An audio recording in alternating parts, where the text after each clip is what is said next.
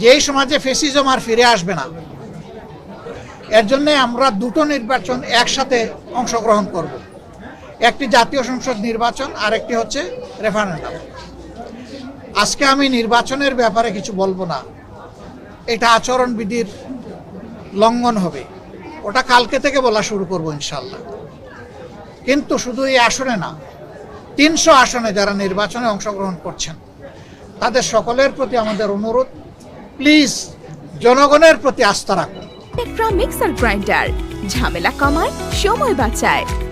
জনগণকে শান্তিপূর্ণভাবে সিদ্ধান্ত নিয়ে তার ভোট তার পছন্দ মতো প্রতীক এবং বাক্সে পৌঁছানোর সুযোগ দিন।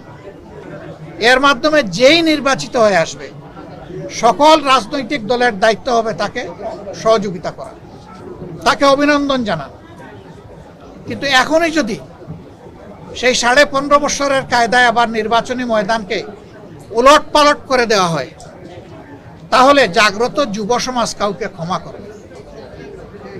তারা তো মুখের রক্ত দিয়েই পরিবর্তন এনেছে। দেশবাসী আমরা তাদের সাথে ছিলাম, নেতৃত্ব তারাই দিয়ে।